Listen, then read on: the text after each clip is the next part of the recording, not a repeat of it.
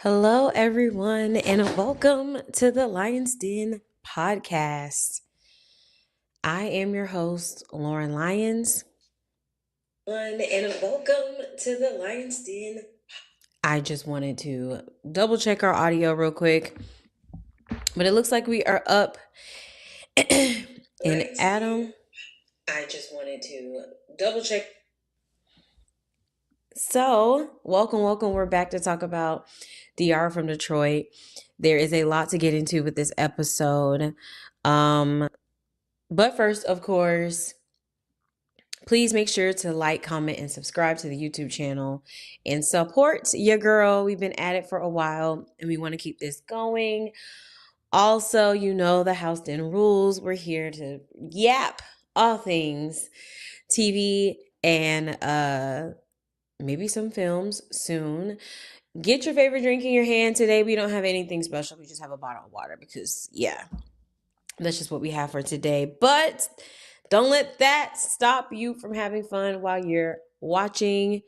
You know we love cups over here, and it's a fun tradition we like to have, as well as our shades. But because this is scripted, we're not getting that shady on today.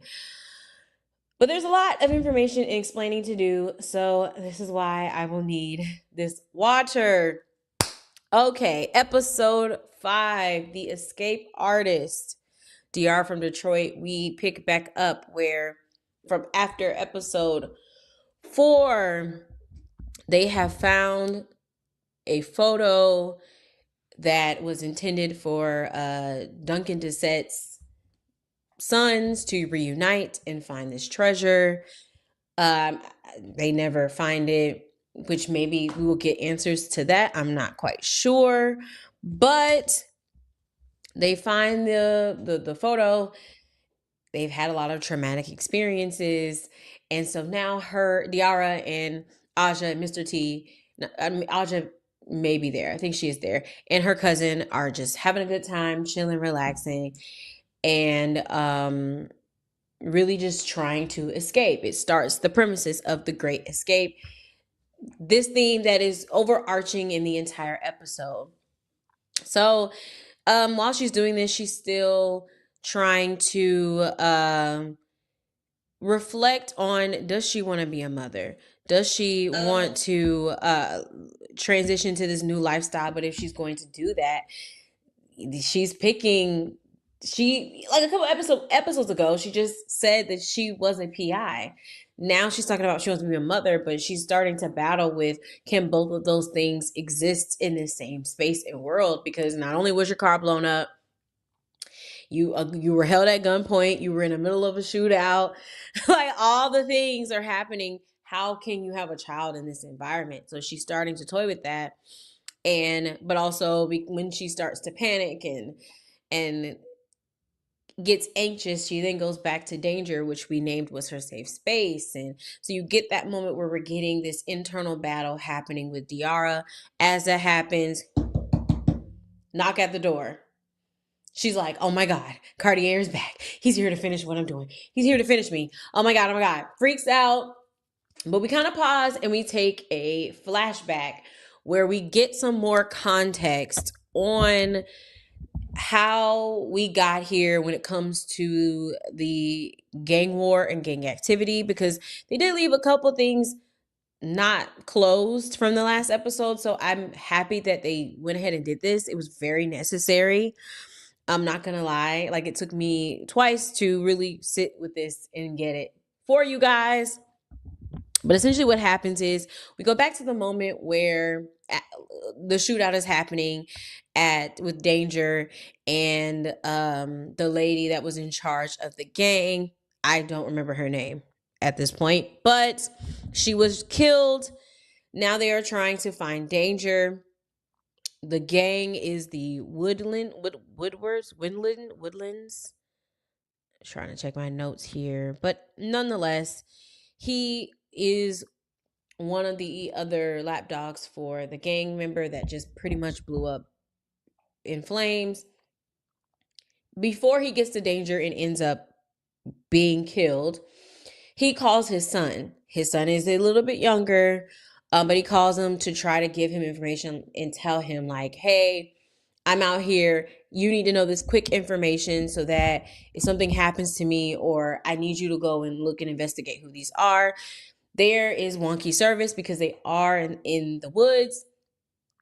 So he's trying to tell them there's a teacher, Chris, like who's involved, who did this, what happened, danger. The phone is going in and out. So the son only gets partial words like preacher and half of what he should be doing. And then, of course, he hears his father get shot. This is where danger and him meet. Thus, they end up shooting each other. And now that's how danger ends up on the farm. Well, it also shares with you what happened when this guy ends up getting killed. And the chain events that lead up to this point. Well, because he is killed and the gang leader of the is it the Woodwards or the Woodlands?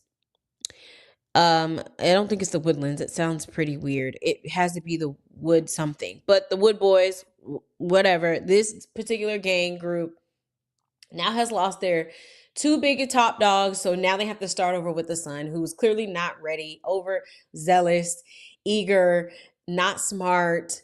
And so he hosts a meeting with Cartier, and he hosts a meeting with the Griots, who is Lisa's father's gang. Ends up having a meeting and wants to step into his dad and his auntie, which I believe is his auntie's footsteps. Of course, he's not respected. Of course, Cartier sees this as an opportunity to be the head person in charge because he was not at this point. And they sort of like laugh in his face, don't really take him seriously because, for one, he is trying to set out the mission of his father, but he's making social media posts to put out a hit, which is just completely reckless. And so they're just kind of like, yeah, you want us to follow you. We're not going to do this. And then he also wanted to overcharge them as a way to assert authority. They're like, no, it's not going to happen. And it basically is like, yeah, you're not ready for this. I think we're going to take control here. This is from Cartier. And so it upsets the young man. But they kind of just leave it like they don't really have a resolve. In this conversation, though, Cartier does also make a threat to Lisa's father. And he's like, hey, you can either follow him or you can go with me. But just know if you don't, there's gonna be consequences.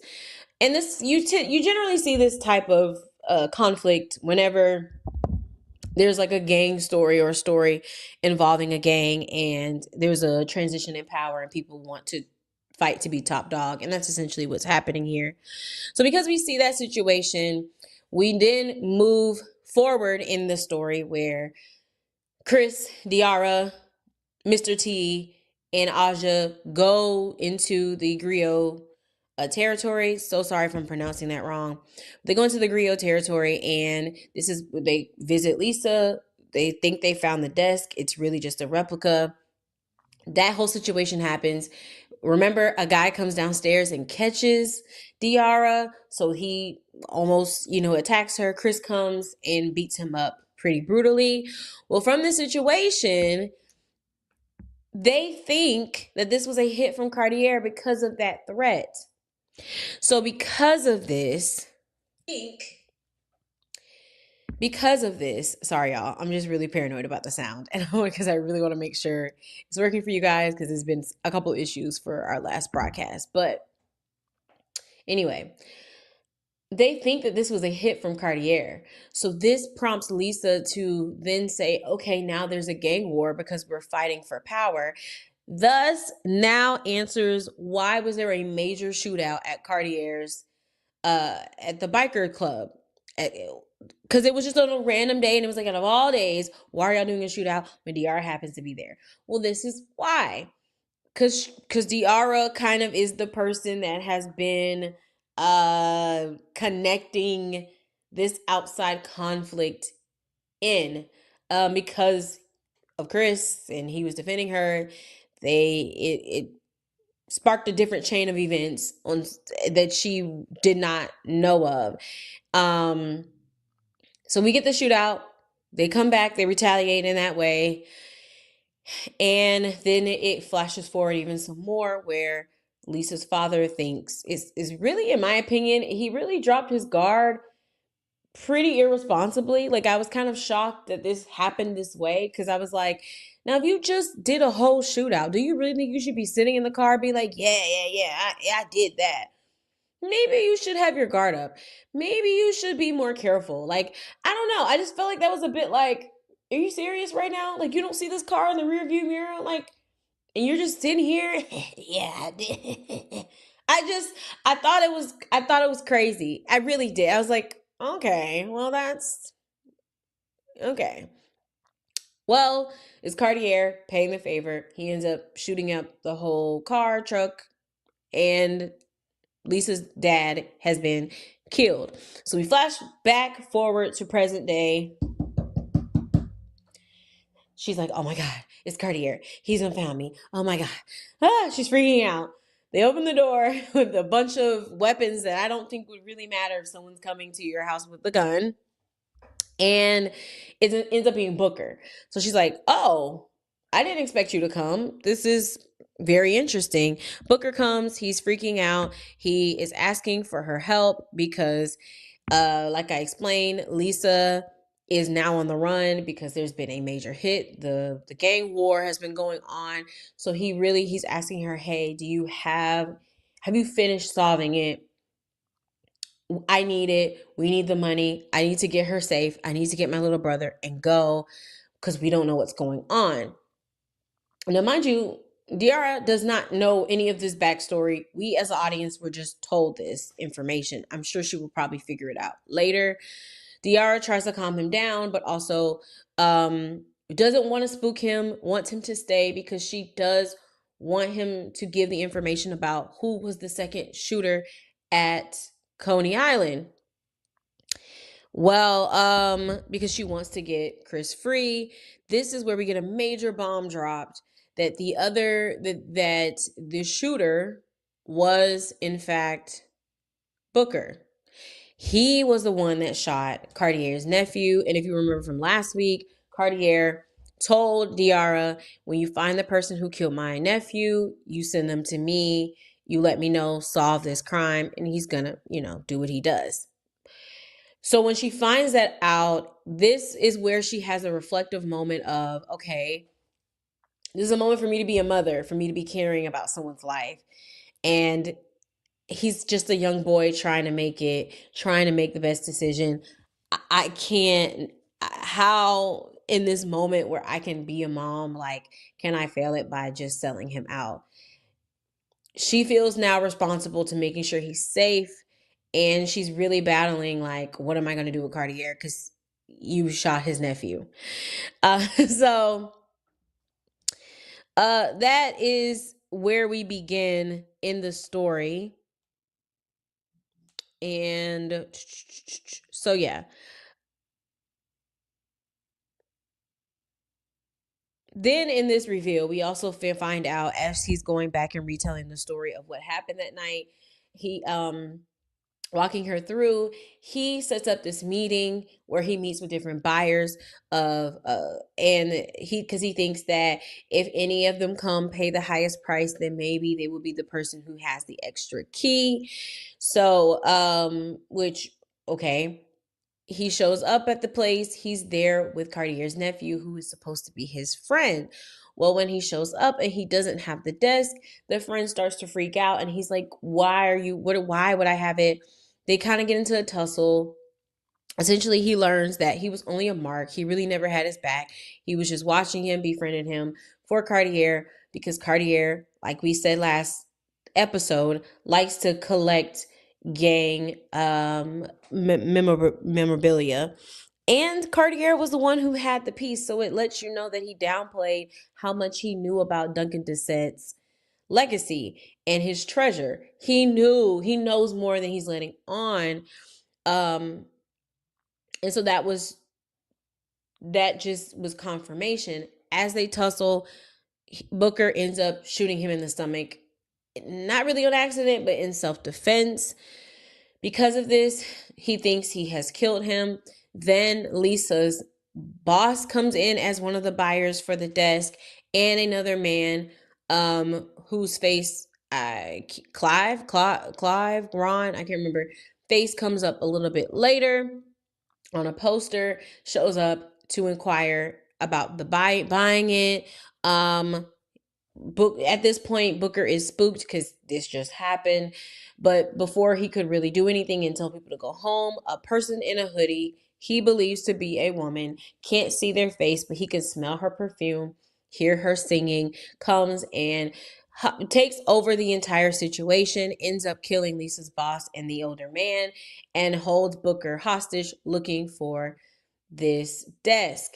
Now, at this point, Booker was held at gunpoint, knife point, wasn't going anywhere. But Cartier's nephew was not dead. He ends up coming up trying to finish the job. And that distracts the woman so that Booker was able to run and leave, and she then goes and kills the nephew. So after hearing this story, Diarra realizes, one, like her dilemma, because he did shoot him, but he didn't kill the nephew. So she's hoping she can find this woman, say that that's who did it, to protect Booker because he's a young kid. And so now we have a new part of this investigation where a random woman has now stepped into the storyline. Now, when I first heard this, it of course made me go, wait a minute. So is this the same woman that blew up her car? Has to be. And what I found interesting, it was like when she comes in, also, they made sure to give distinct characteristics so that when she probably comes back, DR will be able to put it together, use deductive reasoning to put together that this is the lady. She's whistling Look Away, Dixieland, which is a very interesting song choice. And wearing a older woman's perfume scent is what Booker remembers about her. And all this, by the way, was recorded on his drone. So he has video evidence of the entire situation, including him shooting Cartier's nephew. Okay. So, and we'll come back to theories later on more about this woman. But they're having this discussion. They're talking about it, trying to come up with a plan on what they can do next. They do look at the picture that they got from Cartier's office, that was hidden underneath.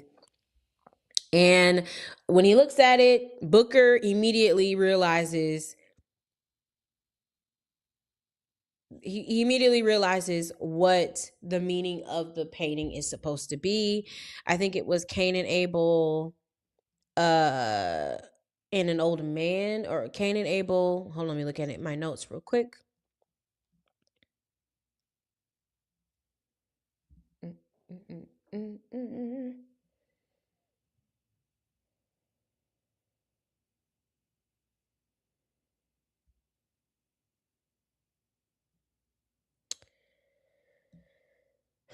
Not finding it, but it had something to do with Cain and Abel and an old man. And then when they realized that there was a button on the side of the painting, it says go back to the original place, insinuating like you need to go back to somewhere you've already been to find more clues on the inheritance. They start thinking about what that could possibly mean. They think about Detroit, the history of Detroit, and they realize, oh, well, the last stop in with the Underground Railroad was this church, the church that the desk ended up being in the whole time. And so the message was to tell the sons to go back to that place, and there you can find the inheritance, that it's somewhere there. So, Diarra decides she's gonna go. She's a little hesitant because that is also the place where her car was blown up. And she decides she goes to the museum. Aja and Mr. T do join her. I did want to give a context that of where Duncan just said this happened in the 1930s. I wanted to kind of make that known. So this is probably his great great grandfather, great grandfather, because his grandmother, so maybe his grandmother's dad, I'm assuming. And if you know better, let me know in the comments. But that's what I gathered. So they go to the church. Again, she has a moment of like PTSD. This is where my car got blown up. Ooh. In between this, we also do see that she's being tailed and bugged, and this person has been following her on her entire investigation. So we'll put pause. We'll talk about that more in the theory section. They arrive at the church. They meet this very reminded me of Dee from Wayne Brothers type of security guard. She takes her job very seriously. Well, probably more serious than Dee, but she don't play in the same way Dee don't play. They go through the museum. I think it's a funny comedic moment of like hearing this white woman crying, these guilt tears in the background, and they're just like, "Are you really like okay?" Like, how white liberals can be. And I just found that was really funny. So they're having side conversations. A part of this conversation that comes up is Diarra is considering having a child with Roy because she really wants to be a mother. She brings it up to her friends. And this is where we confirm, like we thought, that her and Ron did at one point were pregnant, and she ended up getting, aborting the child. So I was like, I don't know, like they kind of dropped it in so like passively last week. I wasn't sure, but yes. So it's confirmed.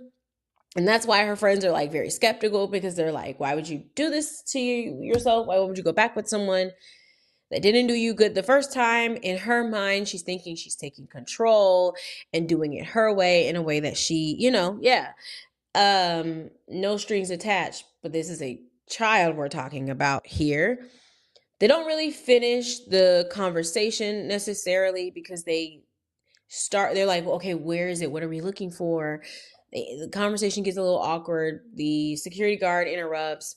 As they interrupt and move on with the tour, she notices a back wall where it looks like a jail cell, but she sees a stone wall and is like, this is in the painting. This is where we need to go. We need to dig. Unfortunately, it's very guarded, and you have the security guard who don't miss nothing. So they have to figure out how can they come back to go through that door. But because of the shooting, remember when we talked about when the man named Preacher, he went and was trying to carry it out and ended up killing a preacher.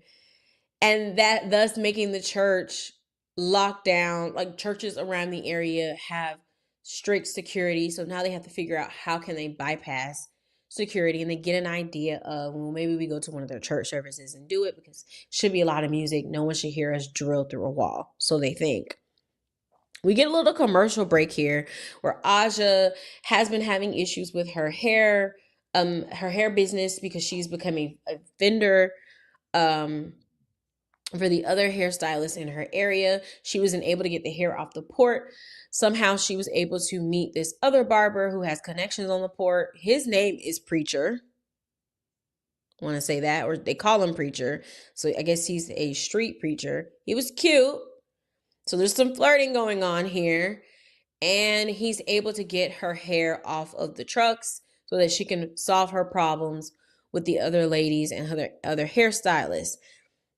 It is like there's a lot going on, and I hope that the show is able to close them. We'll come back to her, or we can close her out, where basically in the middle of them investigating, somebody ends up robbing her store and takes everything but the new hair. We don't really get answers about it, so it's I don't know where this is going. I truly don't. The side plot of this, I'm not sure. I guess we'll find out in the new episodes. But So this is what happens with Aja. Now, we do also go to Danger back at the farm, where we are starting to figure out more and more of how did he get here, what is going on. And so essentially, it is a farm, but there's a militia, a gang militia that has taken over the farm, or the lady has partnered with, as a way for them to make money and then carry out whatever mission that they have. I don't know what that means. It seems very cultish.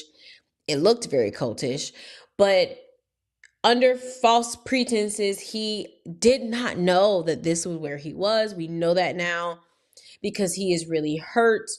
He's hurt by her because he feels like she used him, like she brought him here to be one of his men under false pretenses.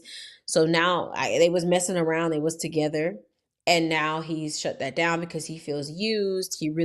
And Danger really did not want to be a part of this life. He really thought that this was going to be a new start, new fresh start for him. And unfortunately, he's back in the same predicament, maybe even a little worse, because it seems like he has knowledge of who the militia is. These are really bad, really heavy armed individuals who run a tight ship. So he really feels stuck and restrained. So it's a very interesting conversation, because I feel like the girl is, yeah, she's trying to manipulate him, but he's not buying it. He very much knows that, like, you're not just innocent in this. You are a part of this. Like, you do believe it. And you're trying to play in my face like you don't. And so I think he at this point, Danger's trying to figure out how can he escape? How can he leave? And is starting to order his steps in that way. So moving on, we then get church. Diarra goes to the church. Very funny moments, very funny comedic moments that I really enjoy about the show, where she has to try to distract the preacher. Doesn't really work. The nosy security guard is a member. They show up, there's nobody there, so they can't even get distracted by the loud noise because they're all older saints. The older saints, no, it's quiet. Everybody know you. Everybody looking at you. You can, like, a pin could drop. They were gonna look to the left. There was no way they were gonna be able to do it. They tried to distract them. It just fails, quite frankly. Like, it doesn't work. The security guard is very receptive. She's very watchful. And when Mr. T is trying to go down there, he gets caught immediately. So it's a fail, quite frankly, with them trying to get into the church.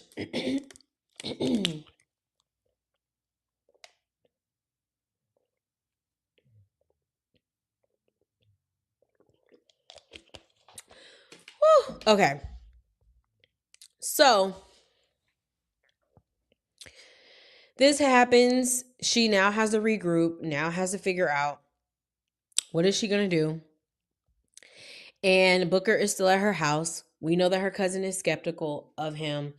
And she quite frankly is getting on my nerves. Like, if you gonna be here and you see that she's doing this, either get on board or go home. Ain't nobody stopping you from going home if you're not okay with it. She getting on my nerves, because if you're not being helpful, you just being a nagger, just a nagger. So they start going at it. They start arguing. The niece, she wants him gone. Booker then shuts down. He's ready to leave. Him and T start to tussle. I guess T really is, like, feeling himself. I don't know why they're tussling, but they're tussling. And, Diarra is trying to calm him down and is like, listen, you have to trust me. We have to keep trying. We have to keep going. But also, I actually do need you to give over that tape, because I can no longer play. Chris is in prison. He's in jail. This guilt is eating her up. She needs him to be released. And so she really puts her foot down and is like, you have to give this to me.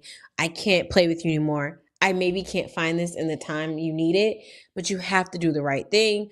Booker reluctantly agrees, but it doesn't help from the cousin because she's making a whole lot of, noise. They have a moment where they're talking and he shares that, like, well, this used to be my grandmother's house. I do have questions about the house because from what I remember, season 1, I'm pretty sure I heard Diarra say this was her mom's house. But this season, they're making it up to be like she's running from Ron, who is a family member of Chris and Booker somehow. I think he may be an uncle, and he's saying it was his desk. It really was never his desk. It was Booker's desk, and he tried to sell it under him, take it away from him, because he probably also heard about the urban legend of the desk. So, which we haven't really solved that part of it yet, because Ron has really not, aka Colonel Taylor, has not really been back yet. So hopefully they kind of close and we can figure out why he wanted the desk and what the whole connection with that is. But Booker reveals that this used to be his grandmother's house, and so I'm assuming Ron is his uncle. I'm assuming. And so he looks through the bookstore room. What am I saying? The library. He finds an old container from his grandmother that has important little items in there. I fully think that those items are going to come back because she's going to think of them, and they're going to probably help with a clue to what's next on getting the painting, because the grandmother very much, I guess, was sharing a bunch of things to him to help him find his inheritance. But she clearly wanted to make it hard because it's like, Grandma, you could have like kind of just told him like, this is a bit much. But maybe she didn't fully know. Maybe she just knew that her father, which I'm assuming, like, hid it, but maybe she herself didn't know and was just repeating what he was saying. But so I'm fully believe whatever they discussed and talked about in this box is going to come up next episode, and that's when we'll deep dive that more. There, in the middle of that, Chris does call her. That guilt hits her. She does go and take the call. I knew immediately that when she goes to take this call, I was like, oh yeah, Booker's gonna book. No pun intended. He's gonna dash. He's gone. Especially with the cousin who was already kind of like annoyed and aggravated. She asked the cousin to watch. She goes and takes this call. She tries to reassure him. He wants to have this tough conversation, but break up. She refuses. She's like, no, I'm not going to do that. I can't do that. And it's almost like she's battling with the fact that she does like Chris, but I really feel like it may be she likes to have someone be so in sync with her. Because when we talk about Ron, her potential baby daddy, he, like, from my perspective, I think if you're deciding to have a child with someone you really don't connect with and you can't share things with that get you, it's just safe, that's not what Diarra wants. She does like the excitement of Chris. She does like their connect, essentially their trauma bond connection, if we be so honest. They do on a certain level get each other. So I do think that she misses that and wants those things. I don't necessarily think that she wants to get back with him per se, but I think the things that he represents, those qualities that she couldn't get with her husband because her husband wouldn't let her be herself. She had to be very much in a box. With Chris, she was allowed to do that. And so I think she's realizing that that's what I want. And I also want it, but maybe like I don't need it with Chris, but she misses it. So she shuts it down. She doesn't want to break up with him. She doesn't want to do that to him. She's still on a mission to get him out. of jail. Upon this, she does reflect like, I just said that I want to be a PI, but how can I do that and be a mom? All these things are happening. Maybe I'm not being honest with myself, or maybe I need to have a more honest conversation with myself about this, because these two worlds maybe cannot exist. And that's why it's been hard, because maybe they're not supposed to exist. And she really loves this. She can't help it. So that happens when she comes back. Of course, Booker is gone. The cousin is, I don't know. He just left. I don't know. I don't know. I feel like she let him go. I think she is playing in Diarra's face. She just is a nuisance. Like, it's something about it where I'm like, okay, I think she let him go. I fully believe she let him go. He's leaving. She's realizing, like, she's now panicking, freaking out. She's like, oh my goodness, if I can't hold him responsible, how am I going to do this with a baby? We see that he is walking away, trying to leave, and he gets kidnapped and pulled in a van. But interesting enough, it wasn't by Cartier's people. It was by these white people. Where it's like, where did y'all come from? He's snatched up. Now, my theory is, because we can, I guess, transition into theory side of it, because that is essentially the entire episode recap of all the things that happened. My theory, those might be the same people that tried to kidnap Ron, and because they have been watching or have heard that the nephew has taken it, they have decided to take the nephew instead. And that very well could have been who pulled him in the van. It's not Cartier. Now, back to, I think, one of the biggest information that has dropped. Who's the woman? And why did she blow up Diarra's car? Now, I don't know if y'all remember. I don't remember her name, but you guys remember. And I can't, and maybe I'm, there was a woman, and this is just me theorizing. I could be totally off. Probably am. There was a woman that when Chris and Diarra went on their date, that he was there obviously to meet up with, that we later came back to meet up with Chris in this abandoned warehouse, and Diarra kind of upset her. I don't remember much about her character, but I'm wondering if it's her, but maybe not, because maybe she didn't give that she was a killer for season 1. But it's like, who is this woman? And is this a random woman? Is this a woman that she may upset? This may be a little bit, I think, probably not possible. Is it the old leader of the gang that they thought they killed? I thought she did pass away, though. Like, I thought she was gone, dead, like, fully. But you never know in these cases. If you don't see a body, like, you never know. There could have been more to the story, and they just chose not to show it. But I'm 95% sure that the lady really died, but maybe it's her. Maybe. I don't know. So those are my theories in regards to that. I also thought maybe it was the security guard. I don't think it is. But I also thought so too, because she was just like, they really followed this lady the entire episode. So I'm like, are you trying to tell us something without telling us something?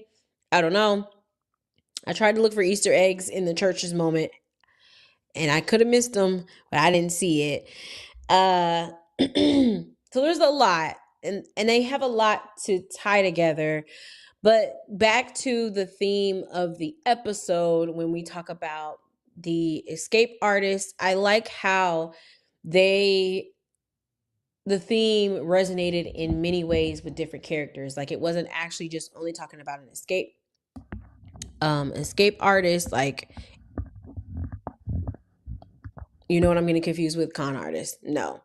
What I'm trying to say is I like that we saw this overarching theme throughout different characters. So you had Booker, who's trying to escape Cartier, trying to escape with Lisa.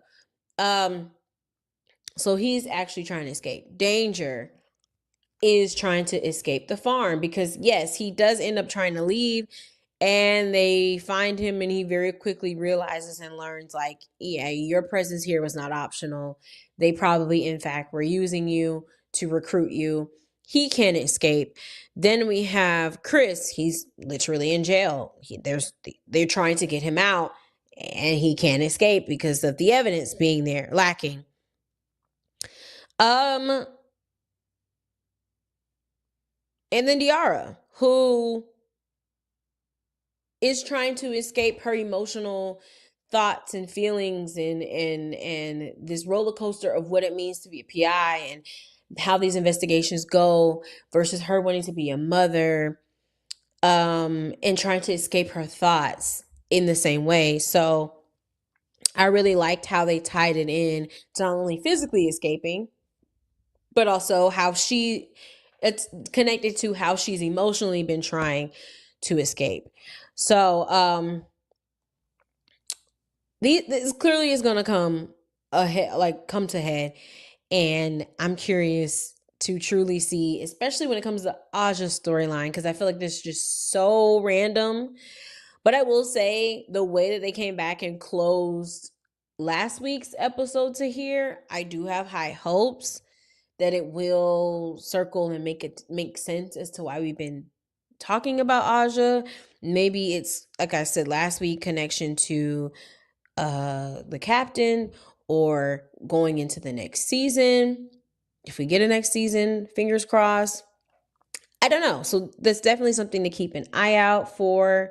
I think I've pretty much covered everything that happened in this week's episode. Yeah. Yeah. Like I've been saying, I think the biggest thing is trying to figure out how they're going to close all of this together. So that's all that I have.